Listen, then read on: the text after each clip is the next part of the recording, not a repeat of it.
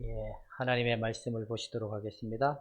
로마서 6장 11절에서부터 14절의 말씀을 다 같이 크게 함께 읽습니다. 시작. 이와 같이 너희도 너희 자신을 죄에 대하여는 죽은 자요 그리스도 예수 안에서 하나님께 대하여는 살아있는 자로 여길지어다.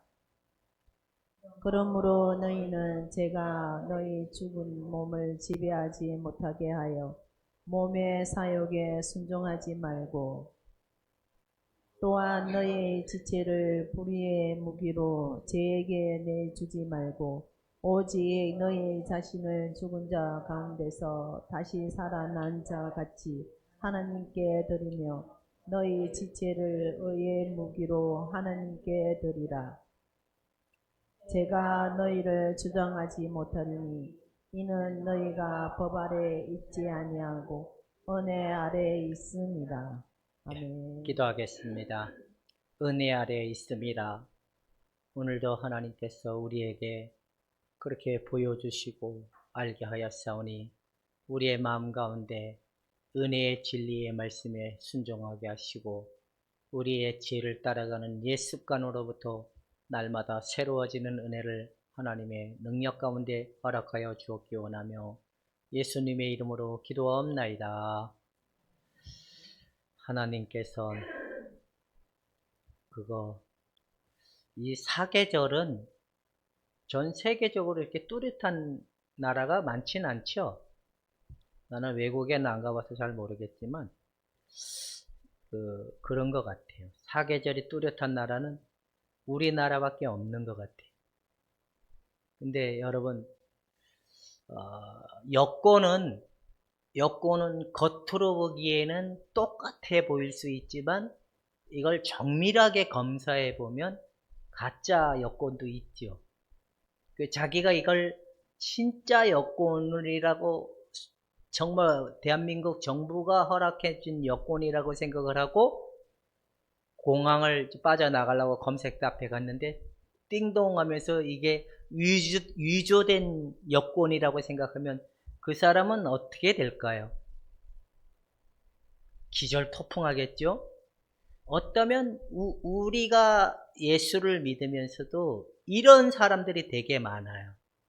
진짜 많아요. 내가 참 진짜야 라고 했지만 막상 딱 검색대 앞에 들어가 봐서는 아니구나 이러는 사람들이 되게 많아요. 이게 얼마나 무서운 걸까요? 여러분, 연합은 진짜일까요? 가짜일까요? 에? 진짜? 나는 연합의 생명적, 예수 그리스도의 생명적 은혜를 누리고 있다면 진짜고, 누리고 있지 않다면 진짜인 것처럼 보이지만 가짜일 수도 있다. 왜냐? 거듭나지고 구원의 은혜를 받고 하나님 앞에 제사함을 받았다라는 사실은 주님과 동행하는 삶이잖아요. 예수님의 그 실제적인 것을 우리가 가지고 살아가는 삶인데 사람들은 죄에 대한 고민을 너무 많이 하는 사람들이 있는 반면에 죄에 대한 고민을 안 하는 사람들의 부류가 있어요. 죄에 대해서 고민을 많이 하는 사람들은 거룩을 우리가 추구해야 된다라는 이걸 많이 가진 사람들은 죄로부터 벗어나려고 애쓰는 사람들이 되게 많고, 은혜로 우리가 구원을 받았습니다. 과거와 현재와 미래의 모든 죄까지 구원을 받았습니다. 라고 더 이상 우리가 회개해야 될 이유가 없습니다. 한 사람들은 그런 고민을 안 하고 살아요. 근데 진짜와 가짜의 차이는요, 뭐가 다른지 아세요? 나는 죄 용서 받았어. 그래서 더 이상 나는 죄와 상관이 없고 회개도 필요 없고 나는 더 이상 아무런 적이도 없어. 그런데 그 죄값에 대한 평안은 얻었어요. 죄값에 대한 평안은 얻었어요. 의롭다함을 받아요. 근데 죄의 무게로부터 자유가 일어나지 않아요. 이게 무슨 말인지 가요? 그러니까 칭의의 은혜를 받아서 죄사함 받았다라는 것 때문에 죄값에 대한 용서가 있기 때문에 이들은 이제 날마다 회개의 삶, 어떤 거룩의 삶을 그렇게 추구하려고도 하지 않을 거예요. 그러나 그들의 동일하게 일어나는 현상이 뭐냐면 죄의 무게로부터는 자유가 일어나지 않아요. 이게 진짜와 가짜의 차이예요. 여러분, 교회는 되게 여러 부류의 사람들이 많아요. 어쩌면 죄값에 대한 자유는 있으나 죄의 무게로부터 자유를 입지 못하는 사람들은 어떻게 해야 될까요? 그냥 방치해야 될까요? 아니면 돌이키라고 해야 될까요? 돌이키라고 해도 말을 안 들어먹을 거고, 아무리 예수님이 죽으시고 부활하셨습니다라고 뒤밀어도 안 된다는 겁니다. 제가 설명을 했던 많은 사람들이 이 논리, 의롭다함을 받았기 때문에 나는 구원의 은혜를 받고 구원에 확증되면서 더 이상 떨어짐이 없을 거야 라고 안일하게 생각하는 사람들이 많은데, 이런 출발점으로 가는 사람들은 죄에 대한 무게를 견디지 못할 거예요. 죄가 얼마나 대단하냐면, 여러분, 우리의 그 대선배인 바울은 엄청나게 죄의 무게를 견디지 못해 발버둥 치면서 난 결론이 뭐예요? 오호라, 나는 어떤 사람이라고? 공부한 사람. 바로 이런 거예요. 구원의 은혜도 알고 예수님의 죽으심과 부활하심의 은혜도 알지만 그는 죄의 무게가 벗어지지가 않아요. 여러분들은 어떻습니까? 죄의 무게에 견디다 못해 쓰러질 직전입니까? 그냥 뻔뻔함에 극치를 이루는 사람들입니까? 죄의 무게에 견디지 못해 오늘도 신음에 빠져서 고통 가운데 있는 사람들입니까? 아니면 뭐 어때, 나는 뭐 구원도 뭐 보장받았고 뭐 어차피 뭐 다 이렇게 사는 게 아니야 인생, 이러면서 가는 사람들이 있는데, 죄의 무게가 나는 가벼워지고 있다, 죄의 무게 날마다 더 무거워지고 있다, 나는 가벼워지고 있다 하시는 분들은 1번으로 한번 표현해 보시고, 가면 갈수록 무거워지고 있다라고 하시는 분들은 둘째 손가락을 표현을 하시면 됩니다. 한번 다 같이 한번 표현해 봅시다. 예, 다 1번이라고. 예, 전호신 집사님 그 하나의 손가락에 보장하실 수 있습니까? 주님이 아시죠? 왜냐하면 이게 뭐냐? 바로 연합의 실제라는 겁니다. 그 연합은 두 가지가 같이 간다 그랬잖아요. 의롭다함에 대한 하나님의 법적인 증거와, 그리고 우리를 점진적 성화로 이끄는 이 두 개의 과정이 우리에게 일어나는 게 바로 뭐냐? 그리스도와 연합 안에 실제적 이 능력과 효력이 성령을 통하여 나타나고 있는 증거라는 겁니다. 근데 많은 사람들은 가만히 봐보세요. 어떤 사람은 성화론에 굉장히 치우친 사람들이 있어요. 어떤 사람들은 칭의론에 굉장히 치우친 사람들이 있어요. 여러분들은 지난날 나는 성화론에 더 치우쳤다, 나는 칭의론에 더 치우쳤다, 나는 두 가지를 다 가지고 갔지만 안 되더라, 어느 쪽입니까? 칭의와 성화를 소중하게 여겼지만 나는 안 되더라, 나는 의롭다함을 받은 증거는 있는데 이래도 안 되고 저래도 안 되고 안 되더라, 나중에는 세상에 뛰쳐나가고 싶더라, 그래 진리가 이게 진짜일까라는 고민도 들었다. 여러 가지 이게 말을 듣는 사람들이 있는데, 이런 사람들에게 성경을 읽고 가르치면 좋겠지요.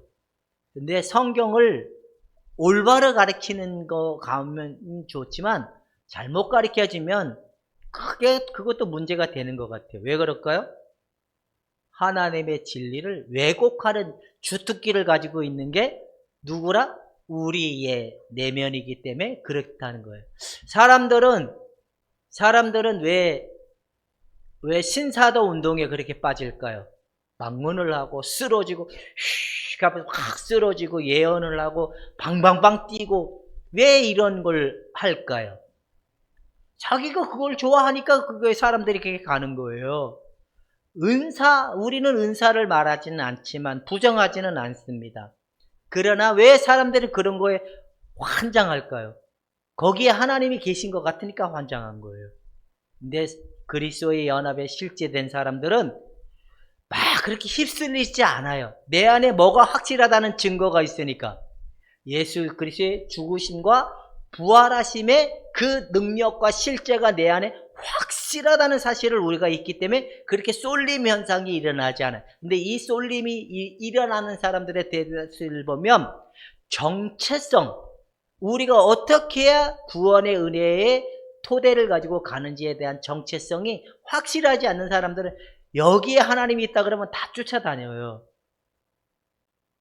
내가 옛날에 그랬던 것 같아요. 이 그리스도의 이 토대가 잘 이렇게 명확해지지 않으니까 방법론만 계속 쫓아다니는 거예요. 저도 많이 애쓰고 힘써봤지만 안 됐더라. 그렇다고 해서 부정하지는 않습니다. 여러분, 그리스도의 연합의 실제가 분명한 사람들은 진짜가 되지만 이 진짜라는 말의 무게가 뭐냐? 죄성에 대한 무게로부터 점점점 가벼워지겠구나. 가벼워지고 있구나. 나는 확실히 예수 그리스도의 온전한 일치에까지, 분량에까지 나는 확실하게 하나님의 성령에 따라 가는 존재구나라는 명확성이 세워지기 때문에 저러나 우러나 치우치지 않고 오직 무엇을 향하여 달려가냐면 그리스도의 영광을 보고 달려가는 삶의 믿음이 될 수 있다라는 겁니다. 사랑하는 여러분, 여러분들이 죄의 무게가 가벼워지면 그리스도의 연합 때문에 실제가 일어나고 있다? 안 되고 있다. 이제 다 정리가 됐죠? 결론은 죄의 무게로부터 가벼워지는 게 진짜이고 죄의 무게에 허덕이면 이게 약간 수상하구나. 이렇게 정리가 됐죠. 예, 그래도 제가 설교를 준비했으니까 짧게 굵게 보도록 하겠습니다. 자, 한번 읽읍시다. 시작.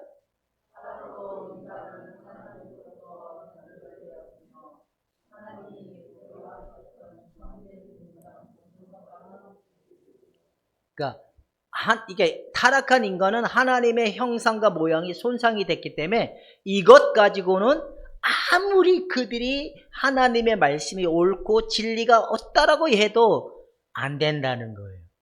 안 되는데 오직 누구의 은혜로만이 되는 예수 그리스도의 생명과 성령의 능력으로만이 우리가 가능해질 수 있다. 이게 바로 하나님의 아들의 죽어주심의 효력이다라는 겁니다. 자, 인간을 향한 한번 읽읍시다. 시작.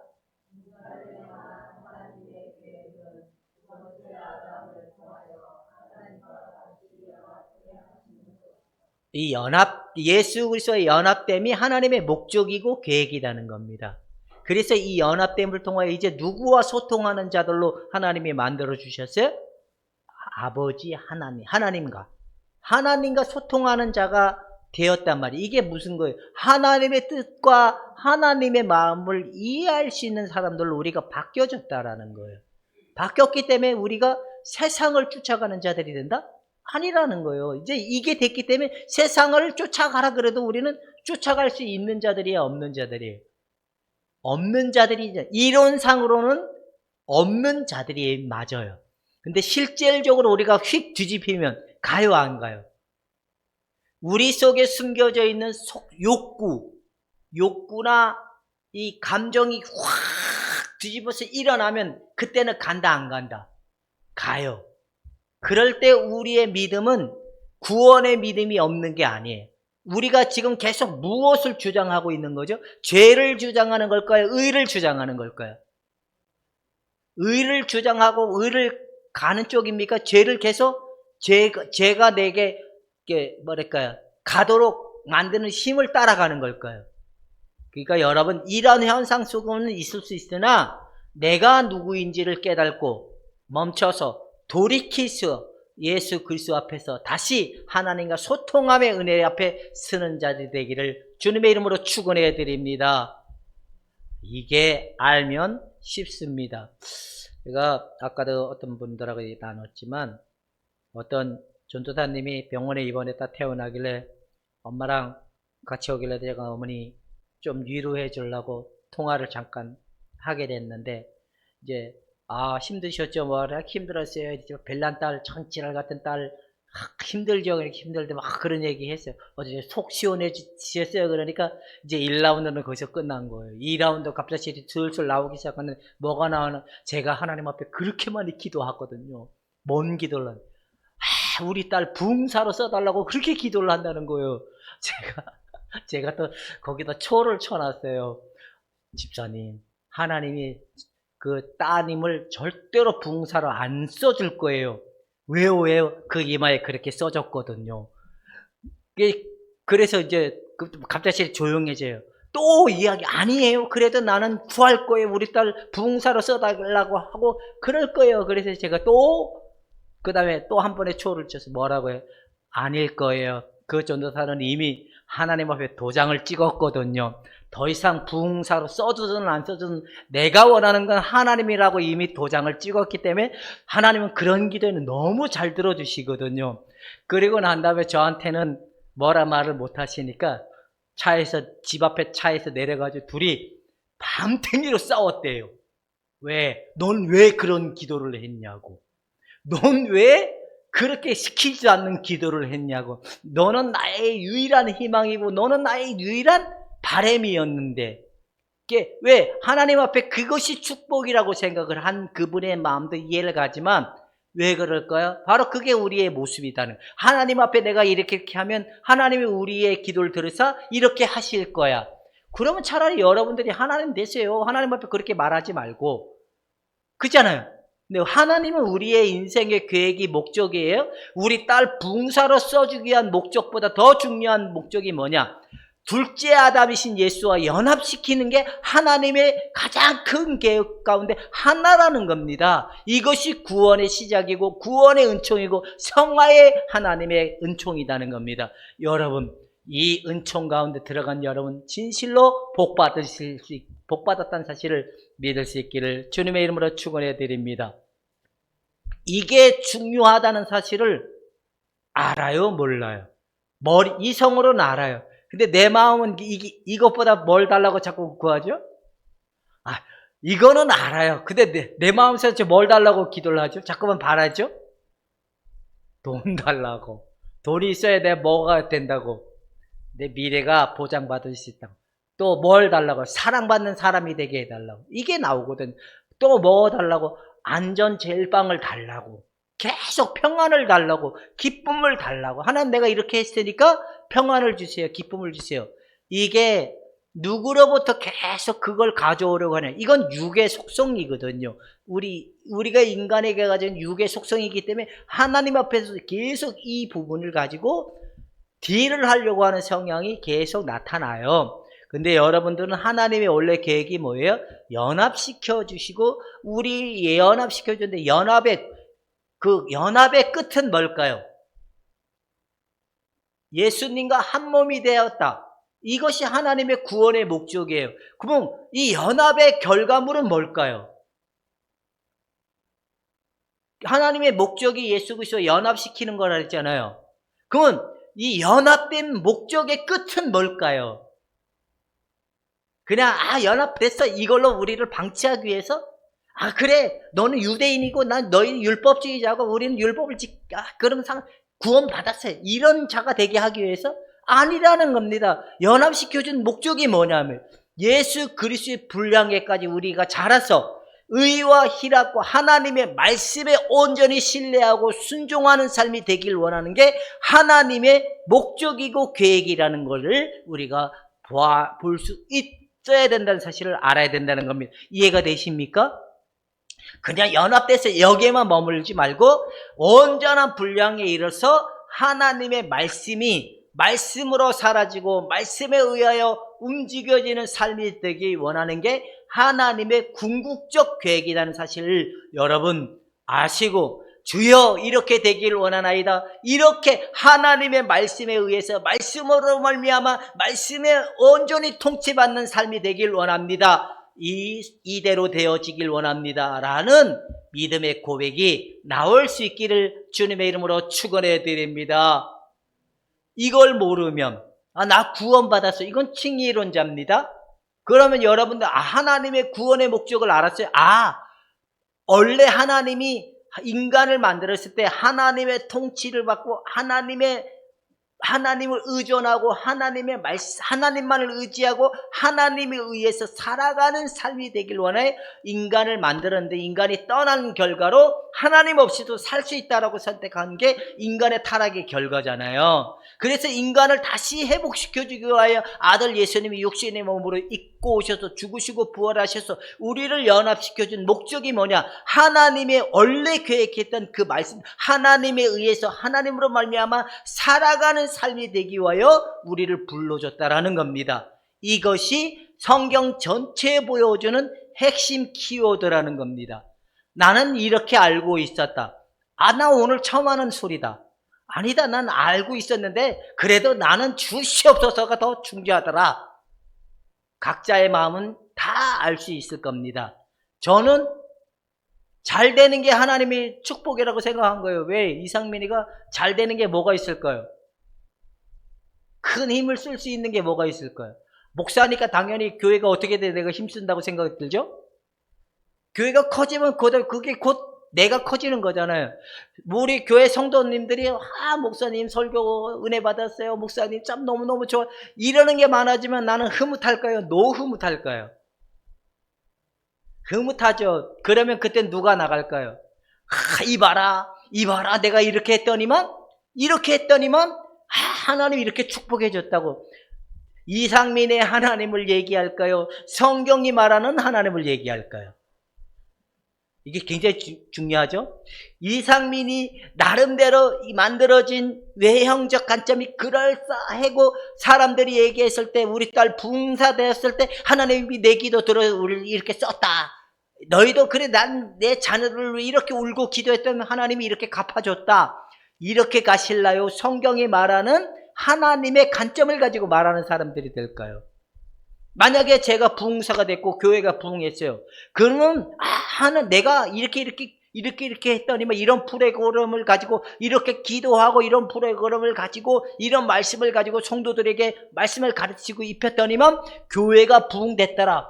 이건 이상민의 하나님일까요? 원래 하나님이 목적했던 예수 그리스도를 통하여 인간을 온전히 회복시켜 주려고 한 하나님의 구원의 목적의 하나님일까요? 굉장히 이상민이 말하는 하나님이라면 이건 문제가 커요. 여러분 모두가 성경이 말하는 하나님을 말할 수 있기를 주님의 이름으로 축원해 드립니다. 근데 사람의 마음에는 욕심이 다 있잖아요. 어떤 욕심이 있을까? 하나님처럼 되고 싶어한 욕심이 있잖아요. 이 욕심을 건들면 사람은 움직여질까 안 움직여질까요? 마음이 있는 곳에, 네 물질이 있는 곳에 내 마음이 간다는 말은 뭐냐면 우리의 마음에 숨겨져 있는 것이 있으면 간다 안 간다? 간다는 거예요. 그래서 우리 마음에 오직 숨겨지고 움직여지는 건 하나님의 영에 의해서 성령이 우리를 움직여지는 상태가 되려면 우리 마음속에 숨겨져 있는 이 욕구와 욕망과 이 열망은 벗겨져야 되는 거예요? 놔야 되는 거예요? 아니면 붙들고 있어야 되는 거예요? 놔야죠. 놀라 그러면 쉬울까요? 어려울까요? 근데 우리는 논다고만 말을 하면 돼. 그 말도 하기가 그렇게 어렵습니까? 논다고 말하면 되는데 성경에는 우리가 놓아라는 말 없어요. 왜 그럴까요? 예수님과 함께 죽었기 때문에. 할렐루야. 여러분 우리는 이걸 놓고 이것에서 벗어나고 이것에서 우리가 하지 말라 이런 말은 없습니다. 예수님이 십자가에 함께 처리되었다라는 사실을 믿으라고 출발하면 된다라고 얘기하고 있습니다. 쉬웁니까? 어렵습니까? 자, 고백하는 게 쉬울까요? 없애는 게 쉬울까요? 둘 다 어려워. 근데 일단 고백을 하면 그 고백 위에 누가 역사를 하실까요? 성령이. 왜? 그 고백도 믿음이기 때문에. 여러분 예수와 함께 죽음으로 들어가시고 날마다 내려놓고 주님의 십자가에 참여하는 그 삶으로 돌아갈 수 있기를 주님의 이름으로 축원해 드립니다. 근데 잘 안 돼요. 헷가다 가면 우리가 원하는 걸 찾아야 돼요. 자, 봅시다. 한번 읽시다. 시작.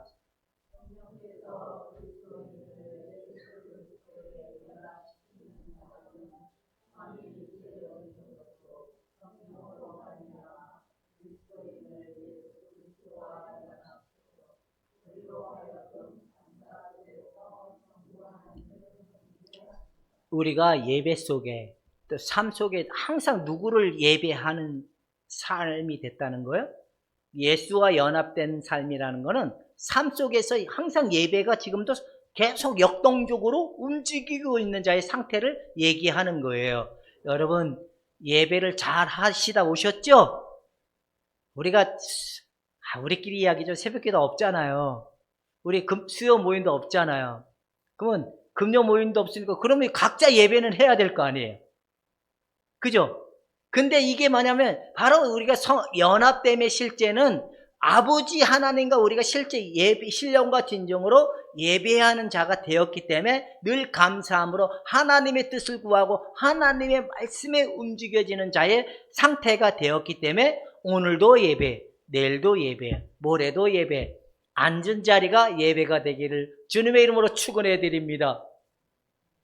막말로 오늘 아침에 예배를 드려놓고 저녁에 한바탕 하면 이거 진정한 예배예요? 아니면 거룩한 예배예요? 못된 예배예요? 다시 오늘 주여 감사합니다. 오늘도 주님 동행하길 원합니다. 주님 오늘도 삶에 개입하여 줘 라고 주님께 나름대로 감사하면서 기도했어요. 근데 휙 뒤집혀가지고 둘이서 시시발하면서 거룩한 예배보다는 못된 예배를 드렸다면 마음이 찜찜할까요? 안 찜찜할까요? 찜찜하다는 거는 성령께서 그러면 된다는 거예요? 안 된다는 거예요? 안 된다. 그럴 때 어떻게 하면 돼요? 주여 내가 오늘도 저 18 때문이 아니라 나 때문에 또 내 안에 제 속성 때문에 또 넘어졌습니다 라고 빨리 알아차리고 내어놓고 주님께 달려갈 수 있기를 주님의 이름으로 축원해 드립니다. 결론은 우리 안에 4가지의 감정이 정화가 되어야 돼. 첫 번째는 두려움의 감정이 정화가 되어야 되고, 두 번째는 분노에 대한 감정, 세 번째는 또 뭐가 있을까요? 바람에 대한 감정. 여러분, 우리가 하나님의 말씀이 있으면, 하나님을 신뢰하는 믿음이 있으면요, 더 이상 방법론이 필요하지 않아요. 그리고 어떤 것들을 의지할 만한 것이 없어요. 하나님을 온전히 신뢰한 능력이 회복되었는데, 하나님에 의해서 살아가는 삶이 되었는데, 그들에게 뭐가 더 필요하겠습니까? 이 실제가 되는 믿음은 바로 하나님에 대해서, 사람에 대해서 바랄 것이 없다. 그 바람에 대한 마음이 온전한 하나님을 신뢰하고 바라보는 능력으로 회복되면 그때는 이제 자유하다. 이렇게 표현을 하면 될 것 같습니다. 두려움의 감정, 분노의 감정, 그 다음에 바람의 감정. 이 감정을 누구와 연결되어 있는 감정일까요? 나와 연결되어 있는 감정일까요? 하나님과 연결되어 있는 감정일까요? 에? 두려움, 분노, 바람, 이거는 철저하로 누구와 연결되어 있는 감정이에요? 우리 인간 안에 있는 자아와 연결되어 있는 감정이기 때문에 이 감정이 결국엔 어떻게 돼야 된다는 거예요? 온전히 십자가의 처리가 됐을 때 우리 안에 나타나는 믿음의 열매가 뭐냐면, 칭의는 하나님의 의로우심과 신실하심에 대한 이 분명을 우리가 믿는 거거든요. 그렇다면 우리 안에 하나님에 대한 온전한 신뢰하고 바라보는 그 믿음이 회복되는 은혜가 나타나기 때문에 하나님을 의지하고 하나님에 의해서 살아가는 삶이 되기 때문에 그 속에서 오는 평안, 기쁨, 감사가 충만하게 나타나는 시간의 때가 온다라는 겁니다. 여러분, 이렇게 사모할 수 있기를 축원해 드립니다. 자, 한 번 더 읽읍시다. 그리스도 시작.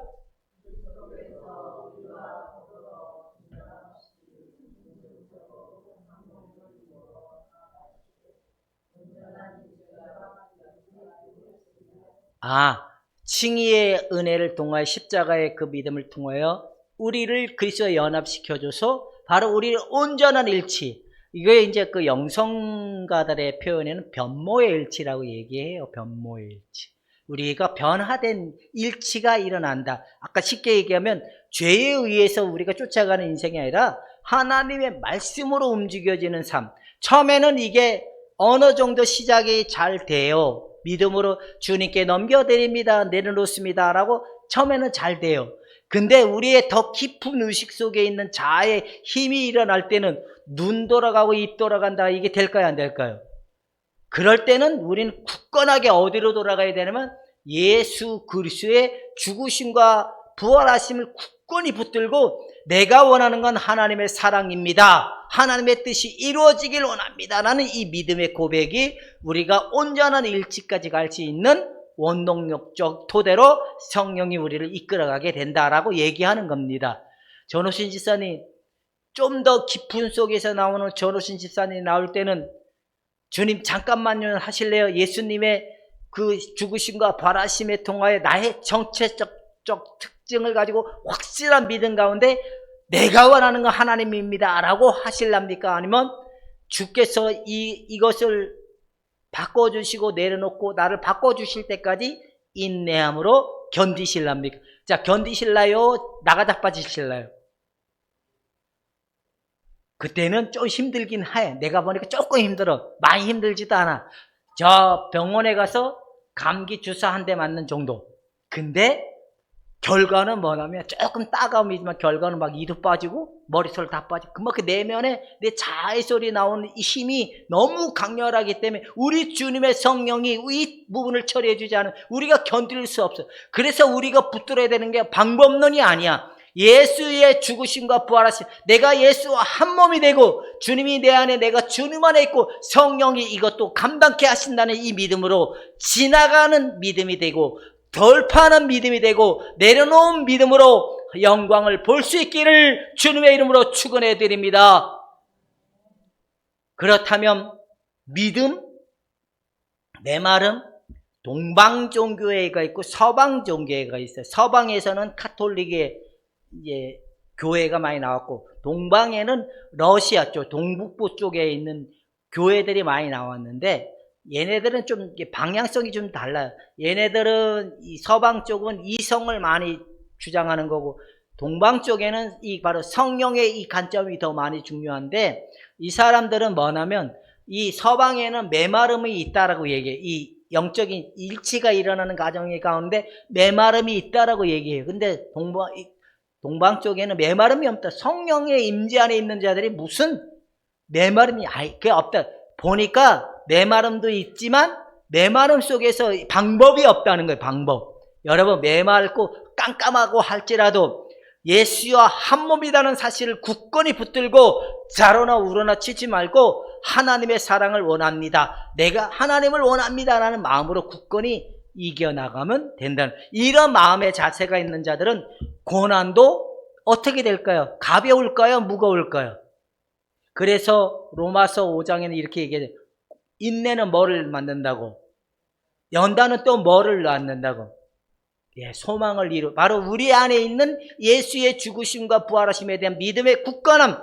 여러분 환난이나 고난이나 그 어떤 것도 하나님 사랑에서 끊어낼 수 없는 자의 위치를 굳건히 믿음으로 붙들고 여러분 힘들어도 답답하더라도 내가 원하는 건 하나님입니다. 이 믿음으로 살아가면 다 된다는 사실을 놓치지 말고 굳건히 붙들고 나갈 수 있기를 주님의 이름으로 축원해 드립니다. 근데 우리 교회 성도들은 수준이 되게 높은 것 같아요. 힘들어도 저한테 별로 말은 잘 안 하는 것 같아요. 목사님 어떻게 해요? 이러는 분은 한 분도 없어. 그래서 알아서 각자 다 해결하는 것 같아요. 전호신 집사님도 그러신 것 같아요. 내가 보니까 요즘 목사님 나 어쩌고저쩌고 이런 말 한 번도 없어요. 근데 그게 왜냐? 그것이 연합의 실제이기 때문에 그래요. 연합의 실제가 일어나면 죄를 우리 성령께서 덜쳐낼 때는 힘들기지만 목사님 어떻게 해요? 막 근심 걱정 목사를 바라보고 잡아먹을 듯이 이러지는 않는 거 보니까 목회는 이렇게 했어야 되는데 일일이 내가 다 하려니까 너무 힘들었던 것 같습니다. 오늘 우리 전호신 집사님은 약속을 지키시는 분인 것 같아요. 뭐냐면 작년에 저 집사님 우리 양고기 사주기로 했잖아요. 집사님 맞죠? 근데 양고기 대신 저번에 치킨 4마리를 샀잖아요. 그리고 자기 주머니에 비상금을 꼭 숨겨놨던 걸 하나님 필요한데 이렇게 쓰세요 라고 탁 했어. 하나님은 그걸 기가 막히게 알까요? 모를까요? 알고 야 그거 네가 너에게 선한 것에 네가 해. 이런 거에 순응하는 것도 왜냐하면 이게 이거 내가 난 배 타러 갈 때 내가 쓴 건데 이러고 기분 나쁘면 할까요 안 할까요? 못 하거든요. 하나님이 원하면 이것도 가능합니다. 이 마음이 바로 이런 형태가 있으면 된다는 거예요. 그러니까 여러분 왜 양고기 안 사줬나, 왜 치킨으로 돼? 이런 소리로 오해하면 안 돼요. 하나는 그 보이지 않는 속에 막 드러내놓고 아니 해도 보이지 않는 속에 다 하고 있으니까 절대로 오해하지 않으시길 바랍니다. 그러니까 여러분들은 점진적 성화가 일어나는 자들이다, 안 일어나는 자들이다. 죄의 무게가 점점 가벼워지고 있는 자들이다, 안 일어나고 있는 자들이다. 확실하게 확연하게 다르죠?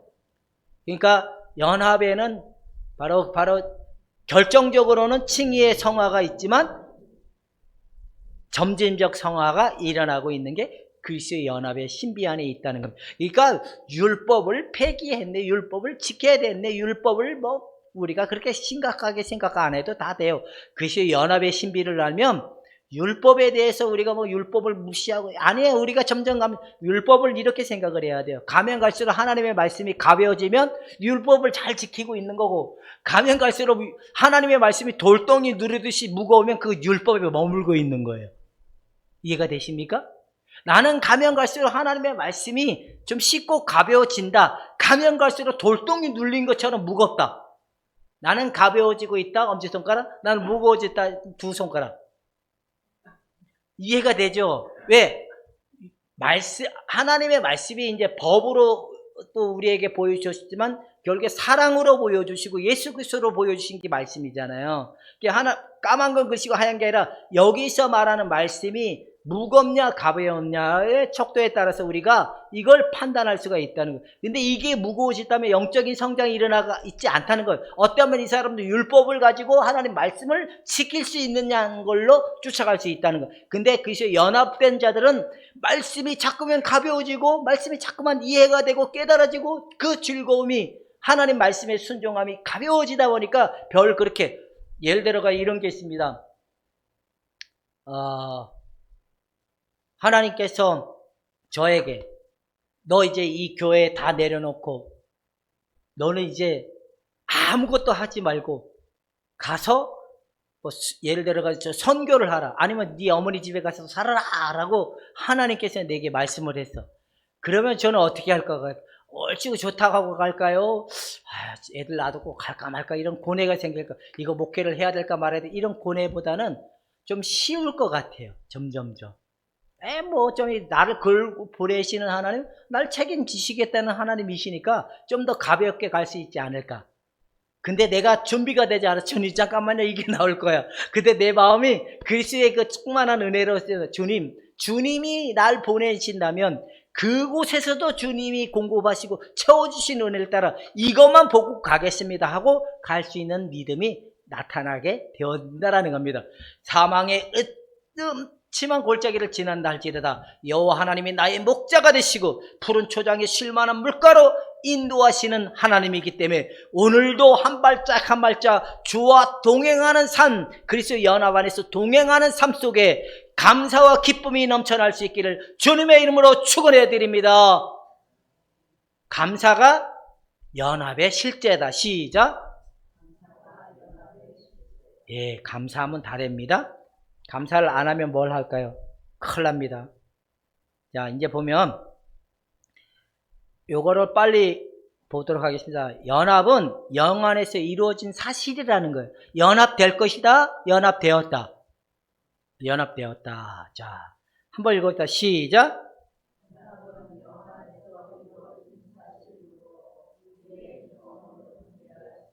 예. 그러니까 뭐랄까요? 공기와 공기가 같은 성향의 성질을 가지고 같은 성향의 공기가 아무것도 섞이지 않는 똑같은 공기의 성질을 가지고 같은 공간 안에 있는 상태, 눈으로 볼 수 있어요? 없어요? 없죠. 근데도 이미 같은 성향을 가지고 같은 장소에 있는 형태인데 영적으로 보면 연합이 이해가 될 수 있지만 이걸 이성적 관점으로 연합을 이해하려고 그러면 이해가 안 된다는 거예요.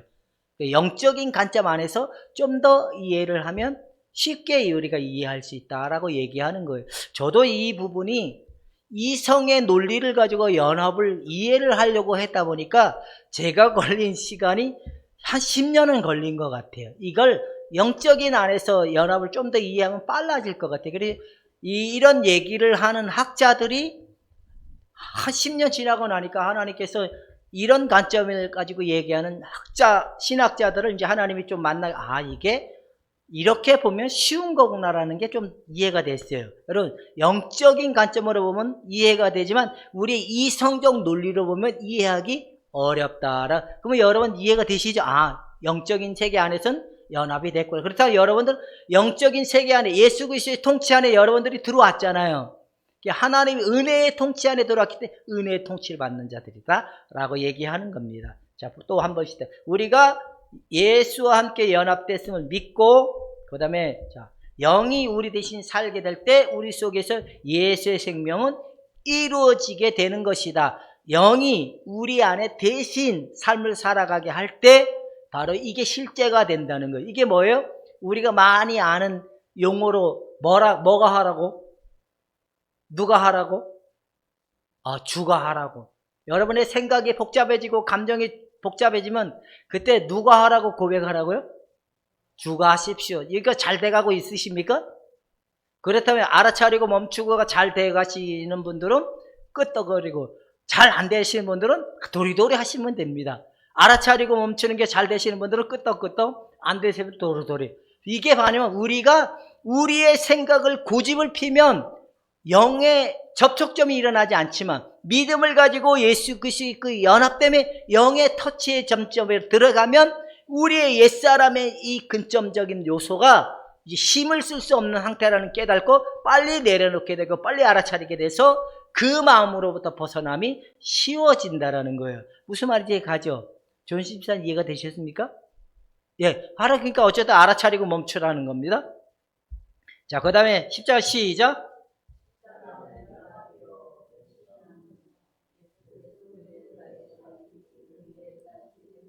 그러니까 연합은 실제다? 실제가 아니다. 실제라는 겁니다. 그래서 그게 봐요. 예수님이 십자가의 죽으심을 우리가 믿음으로 우리의 것을 가지고 실제 우리의 것으로 받아들여서 그 상태로 날마다 적용하고 그 상태로 나아갈 때 이게 사실이 된다는 거예요. 그러니까 주님과 동행하는 게 이런 거구나. 예수님의 그리스도와 연합의 실제가 이런 거구나라고 여러분들 속에 막연했던 예수님과 동행하는 삶, 예수님과 함께하는 삶, 더불어 먹는 삶 가지고 포도나무라는 개념이 이런 실제구나 내 마음속에 점점 확신이 드는 사실이 바로 내 안에 사실적 토대가 생겨나게 된다는 거예요. 이해가 되십니까? 그러니까 여러분들 속에 이런 의미가 있다. 이게 그리스도의 연합이 실제이구나. 그렇다면 실제의 그리스도의 연합된 우리가 이젠 온전한 분량에까지 될 수 있겠구나 하는 사실을 얘기하고 있는 겁니다. 자, 이제 우리는 예수 안에서 죽었지만 우리 안에서 여전히 뭐가 있다고요? 이게 뭐예요? 예수님 안에서는 나가 있다는 말이에요, 없다는 말이에요? 예수님 안에서는 내 죄가 있다는 말이에요, 없다는 말이에요? 없어요. 그쵸? 근데 나 안에서는 나는 있을까요, 없을까요? 있죠. 이걸 잘 알아야 돼요. 바울의 신학의 핵심은 이미와 아직이 있어요. 우리의 죄는 이미 용서받았지만 아직 우리 속에 뭐가 남아있다고 계속 얘기해요? 죄성이 남아있다라고 얘기해요. 이미 우리가 십자가에서 용서받았지만 우리 안에 아직 우리의 자아, 우리의 옛사람은 남아있다라고 얘기하는 관점이에요. 그렇다면 내 안에서의 나를 보면 나는 있을까요, 없을까요? 있어요. 그럴 때 이 나를 내가 예수의 십자가의 죽음을 인정하지 않으면 이 나는 다시 움직여지고 이 주장하는 요소가 일어난다는 거예요. 다시 이해가 돼. 자, 예수님 안에서는 죄가 있어요, 없어요? 그러면 내가 예수님 안에 들어갔을 때는 죄가 없다는 말이잖아요. 그죠? 근데 내 안에 들어왔을 때는 죄가 있어요, 없어요? 있어요. 근데 내가 나라는 존재로 돌아오면 이 죄는 살아날까요? 안 살아날까요? 살아난다는 거예요. 그럴 때 어떻게 얘기하냐? 이 이야기를 하는 거예요. 이럴 때. 김예준 사 이럴 때 어떻게 해야 될까요? 자, 예수님 안에서는 분명히 바울은 없다고 얘기해요. 근데 내 안에서는 죄가 있어요. 이때는 어떻게 하냐? 바울이 지금 그럴 때가 어떻게 얘기해야 되냐? 이 이야기를 하는 거예요. 여러분 6장 11절에는 이 이야기를 하는 거예요. 뭐라고? 전도신사 뭐라고 얘기하고 있죠? 6장 11절에? 주가십시오? 그 말도 맞죠. 하나님에 대해서는 살아있으나 뭐에 대해서? 죄에 대해서는 죽었다라고 여기라는 거예요. 여러분 속에 죄가 일어나면 아하 죽었지. 자아가 일어나면 죽었지. 또 뭐가 일어나면 율법이 일어나면 죽었지. 내 4번 지형이 일어나면 죽었지라고 여기라는 겁니다. 할렐루야. 이제 이해가 되셨죠? 그러니까 이게 죄라고 하면 우리 속에 이게 구원파는 회개할 일이 없다 그러니까 죄에 무감각해지는 거잖아요. 근데 우리 속에 아직 죄가 남아있기 때문에 우리가 죄는 처리를 돼야 되잖아요. 죄성은 남아있기 때문에. 근데 이걸 어떻게 처리하는 거예요? 근데 의롭다. 더 이상 이게 아니라는 거예요. 우리의 그리스도의 연합의 신비는 우리 안에 숨겨진 이 죄성, 옛사람의 속성이 날마다 기들어 나올 때마다 예수 그리스도로 말미암아 죽음을 여기고 하나님께 대하여 살아있는 자의 믿음을 가지고 날마다 나가면 된다라고 얘기하고 있습니다. 이해가 되죠, 이제? 죽은 줄로 여기지 않으면 살아날까요, 안 살아날까요? 예를 들어가지고, 욕구가, 먹고 싶은 욕구가 생기면 먹어야 돼요, 안 먹어야 돼요? 안 먹으면, 내가 이걸 유형으로 설명을 해볼 거예요. 감정 유형은 먹고 싶은 걸 못 먹으면 짜증과 히스테리가 나오고, 본능 유형은 먹고 싶은데 못 먹으면 화가 나오고, 그 다음에 사고 유형들은 이건 뭐로 나면 투덜거림으로 나와요. 투사로 나와요. 투사. 집에 와서 설거지도 해, 맛있는 거 해. 약간 자신의 감정을 인화시켜서 이렇게 표현하는 감정으로 이렇게 나올 수가 있어요. 근데 여러분들이 먹고 싶으면 어떻게 하면 돼요? 먹으면 되잖아요. 누구의 손을 가지고? 내 손으로 해 먹으면 되잖아요. 돈이 없으면. 하나님 돈 줄 때까지 좀 참으면 되잖아요. 근데 이걸 누구 탓으로 돌려요? 저 사람에게 탓으로 돌리니까 이게 이제 시작이 되는 거예요. 전쟁의 시작. 그럴 때는 이게 누구의 모습이다? 저의 모습이다? 내 모습이다? 내 모습이다. 먹고 싶은 것 때문에 지금 내가 이러고 있으니까. 그죠? 먹고 싶은 것 때문에 이러고 있잖아요. 상대가 내가 원하는 것만큼 마음에 안 들어요.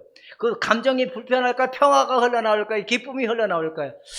이렇게 예쁘고 잘생긴 아내를 보면 흐뭇해하는 마음이 날까? 이게 나올 거예요. 이게 아니라는 거예요, 여러분. 바로 우리 속에 우리가 바라는 것이 상대로부터 이루어질 땐 저 사람 좋은 사람이지만 내가 바라는 것이 상대로부터 이루어지지 않으면 절대로 이게 아니게 나온다는 거예요. 그때마다 여러분 속에 아직 남아있는 그 죄성이 나올 때마다 빨리 정신 차리고 돌이켜서 십자가로 돌아가시기를 주님의 이름으로 축원해 드립니다. 이렇게 되면 우리는 점진적 성화는 일어날까요, 안 일어날까요? 그리스도의 분량에까지 될까요, 안 될까요? 된다고 봐요. 근데 찾는 이가 많다 그랬어요? 적다 그랬어요? 그 10명의 문둥병자가 고침을 받아나 몇 명이 죽게 돌아왔다고? 그 소돔과 고모라에는 의인이 몇 명이 없어서 망했다고요? 하나님을 찾는 자 5명이 없어서 여러분들은 이제 온전한 일체가 이루어지는 날까지 부르심을 입은 십자가의 은혜의 부르심을 입은 자들이기 때문에 멈추지 않고 달려가시기를 주님의 이름으로 축원해 드립니다. 자, 이제 봅시다. 자, 우리의 변화는 오로지 어디 안에서만 있다? 근데 사람들은요, 변화의 기준을 찾으라 그러면 자기 느낌, 감정에서 내가 변화됐어. 이렇게 찾는 경우가 되게 많아요. 근데 이렇게 찾는 순간에 누가 또 파발을 보내줄까요? 잘 봐보세요. 오성순 권사님이 이제 내가 옛날엔 이랬는데 그래도 많이 바뀐 것 같아 라고 하면 더 큰 파발이 올까요? 그거보다 레벨이 얕은 파발이 올까요? 더 큰 파벌이 오면 쫄딱 망할까요? 안 망할까요? 망해. 그러니까 우리가 이렇게 가면 안 돼요. 항상 변화는 예수님 안에서 우리가 온전히 새로운 피조물이고 새로운 하나님의 은혜 입은 자들이라는 이 변화적이지만 내 안의 기준으로 해가지고 변화됐다 안 됐다를 잡으면 안 된다는 거예요. 아직도 더 깊은 속에 몰랐던 나가 나올 수 있을까요? 없을까요? 그래서 깨어 있어야 돼요. 깨어서 더 깊은 나가 나와 있을 때 알아차리고 빨리 십자가로 돌아갈 수 있기를 주님의 이름으로 축원해 드립니다. 자, 그 다음에 우리가 예수 안에서 거룩해지고 한다면 결코 우리 안에서 거룩해지려고 한다면 결코 이루어지지 않을 거라는 겁니다. 근데 사람들이 거룩해지기 위해서 어떻게 하죠? 이제 두 사람한테 질문, 전호씨 지사님이 좀 더 변화되고 거룩해지려고 제일 많이 하신 방법이 뭐였어요? 기도하고, 또 성경 보고, 그 다음에 매일 기도하고 성경 보고, 잘하셨어요. 오성순 권사님은 뭐였어요? 그래도 거룩해지기 위해서. 기도하고, 그래, 교회에서 시키는 대로, 권사님은 교회에서 시키는 대로 다 하고, 새벽 기도 안 빠지고, 철야 기도 안 빠지고, 주일 성수 안 빠지고, 주일 성수 못하는 남편은 믿음이 없는 사람, 주일 성수하는 나는 믿음이 좋은 사람. 그래서 유권사님은 어땠습니까? 이 거룩을 만들기 위해서 어떤 방법을 쓰셨습니까? 다 피장파장인 것 같아요? 전도사님은 어떻게 하셨을 것 같아요? 기도 많이 하고 성경을 보고 말씀을 많이 보고. 대다수의 사람들이 이렇게 처리하려고 해요. 근데 우리의 죄는 어디서만이 처리가 될 수 있을까요? 전호신 주사님 감사합니다. 묻지도 않는데 자동적으로 십자가라는 걸 알았다는 걸 이제 여러분 다 아는 겁니다. 여러분, 우리의 자아 처리, 우리의 죄 처리, 우리의 욕망적 처리는 오직 기도가 아니라는 겁니다. 오직 십자가에서만이 처리될 수 있는데, 십자가에서 처리되는 핵심 키워드가 뭐냐? 예수와 함께 죽음을 여기라고 얘기하고 있는 겁니다. 죽었다 죽을 것이다. 죽었다 죽을 것이다. 죽어야 된다. 여러분, 죽었답니까? 죽을 것이답니까? 예수와 함께 죽음을 믿고 믿음으로 달려나가면 된다는 거예요. 이게 되게 좀 많은 사람들이 이 딜레마에 빠져 있는 사람들이 되게 많아요. 우리는 회개 안 하는 거 아니잖아요. 그죠? 반성 안 하는 게 아니잖아요.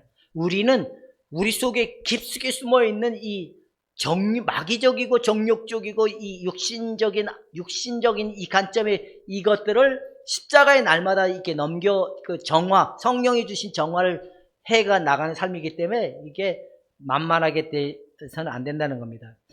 자, 한 번 더 읽어보세요. 시작.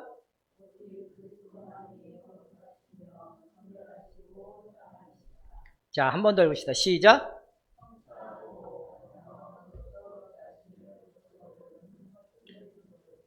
많은 사람들이 기도하고 예배하고 말씀을 보고 경건주의적인 형태로 거룩해지려고 하는 사람들은 이 세 번째 딜레마에 빠진 경우가 되게 많아요. 그러니까 자기 나름대로 경건주의로 가는 사람들, 자기의 방법을 가지고 경건주의로 가는 사람들은 다 이렇게 반성하고 후회하고 이런 게 되게 많아요. 여러분들은 요즘에 반성도 안 하시죠? 뭐요? 그럼 뻔뻔해지셨어요? 이거 큰일 났네. 그러면 안 되는데. 자, 이제 이거만 읽고 결론을 내도록 합시다. 시작.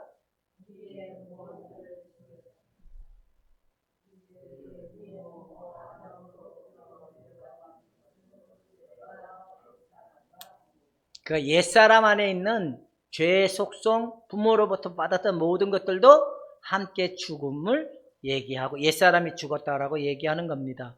자, 죄는 우리 속에 있는 사단의 인격으로서 하나님의 일을 방해하고 그리스도와 반대되는 행동을 한다 안 한다? 한다. 바로 인격화되어 있는 세력이 하마르티아라는 용어예요. 우리의 인격에 교묘하게 숨겨져 있는 죄성. 이게 이제 탐욕이잖아요. 탐욕. 이게 이런 것들이 일어날 때마다 우리는 간다 안 간다. 그래서 더 깊은 속에 숨겨져 있는 인격화 속에 숨겨져 있는 죄성이라는 의미로 얘기하면 구원파의 이 딜레마에 빠지진 않아요. 우리 속에 숨겨져 있는 게 이게 죄성이 우리 속 인격 속에 깊이 숨겨져 있는 속성을 가지고 있구나라는 걸 알면 그냥 구원받아 여기에만 머물지 않게 된다라는 겁니다. 여러분, 하마르티아는 우리 속에 하나님의 일을 방해해요. 저도 보니까 휙 뒤집히면 뭐 목사고 뭐고 이건 잘 안 되는 것 같기도 하더라고요. 어쨌든 이렇게 일어난다는 겁니다. 사람들은 여기에 많이 빠져 있어요. 충동에 의해서 반응이 일어나면 움직여진다, 안 움직여진다. 예를 들어 가지고 이렇게 이해하면 좋겠다. 오성순 권사님이 나름대로 회사에서 불량품 없이 잘 만들고 있다고 생각했는데 갑작스레 뭐 주임이라는 사람이 아니면 제일 말단 사람이 와서 이봐 거기 불량 났잖아 이렇게 딱 핍박 아닌 약간 모멸감 아닌 감정을 딱 주면 그 순간 나 잘하고 있었는데 라는 생각이 딱 들면 나를 무시한다는 생각이 딱 들면 이게 기분이 나쁠까요? 할렐루야가 나올까요? 할렐루야가 나오지 않아요. 그렇죠? 기분이 나빠요. 바로 그것에 의해서 우리가 움직여지는 이 충동에 의해서 움직여지는 속성이 뭐냐? 옛사람적 죄의 속성이라는 거. 자, 0.1초가 더 빨라야 될까요? 충동이 더 빨라야 될까요? 유성희 권사님 옛날에 이 충동이 일어나면 저 교회 가서 주여 하고 와야 된다. 요즘엔 충동도 안 일어난대. 아이, 큰일 났어. 이게 이렇게 일어난다는 거예요. 알아차리고 멈추고 놓자. 시작. 네. 이것으로 마침을 마치도록 우리 속에 숨겨져 인격화 속에 숨겨져 있는 속성과 충동에 의해서 움직여지는 죄의 속성은 여러분 예수와 함께 죽음을 믿고 그리스도의 연합됨 안에서 알아차리고 멈춰서 날마다 성화되는 삶이 나타날 수 있기를 주님의 이름으로 축원해 드립니다. 기도하겠습니다. 하나님, 우리 속에 아직 남아있는 죄의 속성을 일어날 때마다 십자가로 돌아가서 해결받고 내려놓음이 되게 하여 주옵소서. 예수님의 이름으로 기도하옵나이다.